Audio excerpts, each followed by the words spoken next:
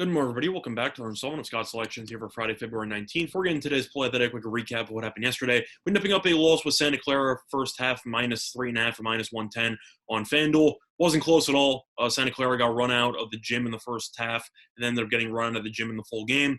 Pretty embarrassing showing against one of the worst teams in the conference in San Diego. But San Diego played well, and Santa Clara, I thought, would come out with a little bit of energy after letting the last game slip through their fingertips. And unfortunately, the opposite happened, and Santa Clara just simply looked disinterested from start to finish. So really wasn't close there. Picked up a loss, but look for a bounce-back winner here on Friday. We're going to be sticking with college basketball. It's going to be on a late-game matchup taking place between Utah State and Boise State, which will be taking place at roughly 10 p.m.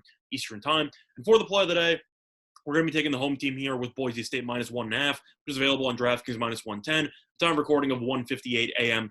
Eastern Time. Couple reasons why I like Boise State in this spot. First of all, looking at the records for both teams, Boise State has been the best team in the Mountain West all season long. Boise State is 17-4, 13-3 in conference play, and Utah State is 14-6, 11-3 in conference play. Now, these teams actually played in the last game on Wednesday. This is the second end of a back-to-back, and Boise ended up winning that game by 9 points at home.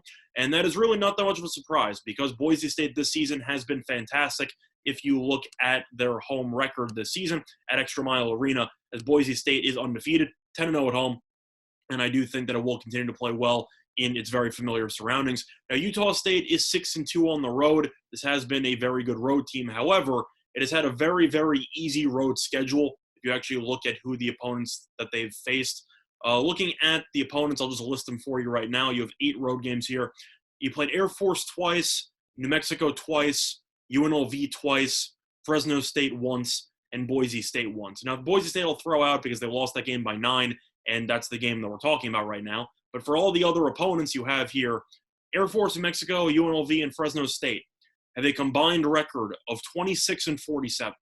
And that's overall. That's not even conference record. That's overall. So these teams that I just mentioned are terrible, and it actually split in that road series against UNLV. So it really has had some underwhelming performances on the road against even just decent or halfway decent opposition. And I do think that Boise State at home should be able to do enough once again to win this game. At the end of the day, Utah State had no answers for Alston, who ended up having a phenomenal game as he pretty much torched Utah State for 26 points. He was fantastic.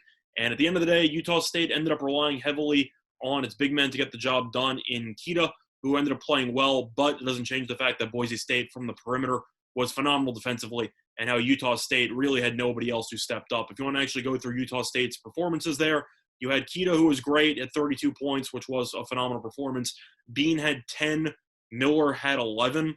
Other than that, nobody else had more than 7 points. So the issue I have with Utah State is that the team pretty much showed in the game on Wednesday that it kind of is a little bit top-heavy offensively, and Boise State, on the other hand, was able to get a little bit more production from other players. You had 26 from Alston. You had 12 from Shaver. You had 8 from the other 3 starters, apiece. And you also had Rice, who had 8 off the bench. Milner had 6 off the bench. Just had a lot of different contributors, and I do think that will definitely pay dividends in this matchup. Plus, Boise State only turned the ball over 10 times.